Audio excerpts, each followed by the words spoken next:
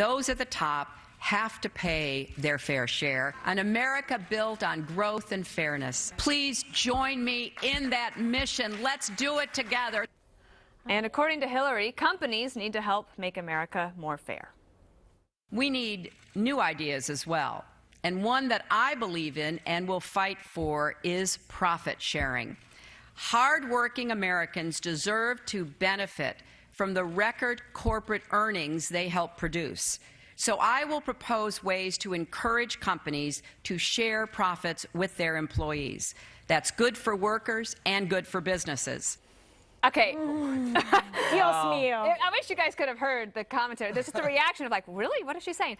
Eric, take it away. They have companies, every single public corporation has a profit sharing plan. It's called stock. So if you want to pay your employees in stock, go for it. They are profit sharing. In fact, I would encourage that. That gives them incentive to work harder. Skin in the game. Get skin in the game. You work harder, the stock price goes up, you participate more. Great idea. However, that's not what she was talking about. Right. She was talking about an internal redistribution within business. We already know she wants to do it within the mass of people. She wants to take more taxes, more debt, more spending, basically 4 or 8 more years of Obama.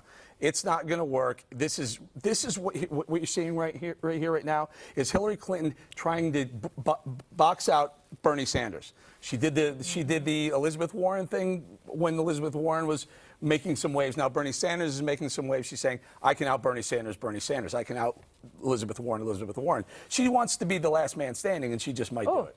She, the other woman. And actually, speaking of Bernie Sanders, if you look at Kevin Williamson's cover story for his weekend with Bernie in the National Review was fantastic. Everybody should read that. Kimberly, I want to ask you something. She was talking about, and she actually took a shot at President Obama for not filing any criminal cases against any of the bankers, or she called hedge funds. She says hedge funding is criminal behavior.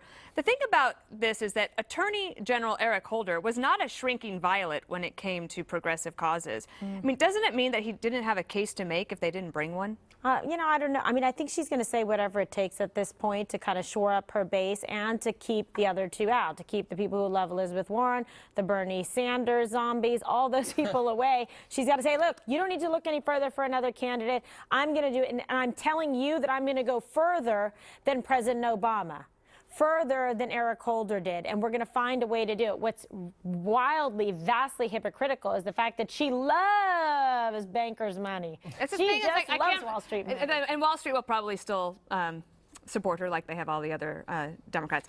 Can we listen to this? Because she was talking about profit-sharing economy. Now, this is talking about companies like Uber and Airbnb. She didn't actually say the words, but this is what she meant. Listen. Many Americans are making extra money renting out a spare room, designing websites, selling products they design themselves at home, or even driving their own car. This on-demand or so-called gig economy is creating exciting opportunities and unleashing innovation.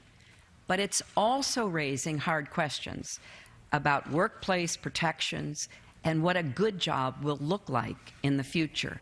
Okay, so it's interesting because progressives, what she's saying is like the progressive new way of dealing with an economy, but now she's against it. Yeah, I mean, it's like, why are you attacking Uber? It's like you're trying to lose the millennial vote. What is she going to attack, like iPhones next? It's silly. I mean, maybe she's attacking Uber because she hasn't driven a car in 30 years. She has a Scooby van. I mean, maybe that's the right. She's got the Scooby van. She doesn't even need Uber. That's right. She doesn't need. Maybe Bill needs Uber, but who knows? I mean, the point is, the only way Hillary knows how to make money is to ask donors for it. She doesn't know anything about growing an economy. Her idea of profit sharing is like selling sleepovers in the Lincoln bedroom. And talk about fairness. Hillary, the most privileged woman in the world. I mean, she got her job through her husband. She makes $200K a speech. She gets her daughter a plum gig, and she ties up reporters who don't agree with her. Here. Come on. Now, Geraldo, this was billed as a big, major speech for Hillary Clinton. It's one of her first big, substantive ones of the campaign.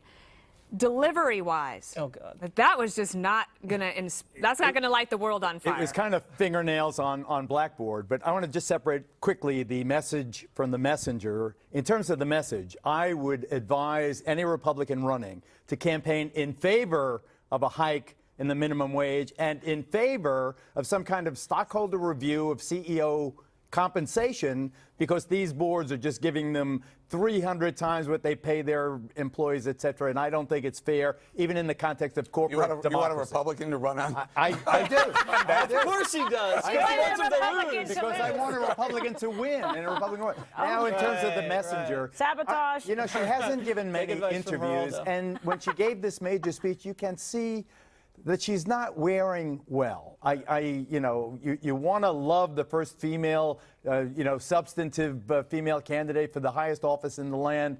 But, you know, she's not. It's not quite there It's not yet. getting better with time, and I don't know how you fix it. When you read a speech like that and it sounds teleprompter-ish, and you hit all of the almost predictable lines, Yeah. and it's kind of screechy and.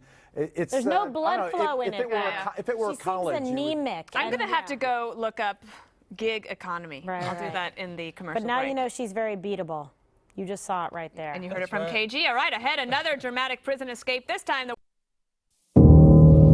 You know, our Constitution is being shredded. We know about the secret White House email accounts. Secretary Clinton unilaterally decided to wipe her server clean and permanently delete all emails from her personal server. I'm proud of the work we have done to elevate diplomacy and development. Our allies don't trust us. Our enemies don't fear us. The death of an American ambassador. 3 members of a U.S. security team on the ground in Benghazi. What difference at this point does it make? The Senate Intelligence Committee review found the attack was preventable. The report blamed the State Department for not increasing security in Benghazi. Secretary of State Hillary Clinton, they wanted to reset relations with Russia and with Putin. How'd that go? How's that work out? Not really working out well. The Russian military now being directly involved in fighting Ukrainian government forces. Many of the members of Congress of both parties who have gone to Syria have said they believe he's a reformer. I remember landing under sniper fire. There was no greeting ceremony, and we basically were told to run to our cars. Now that is what happened. There was no sniper fire. I misspoke. Yeah, I totally misspoke. But we came out of the White House not only dead broke, but in debt. Looking at the book advance she had, was leaving the White House $8 million plus. You know what? Rich people, God bless us.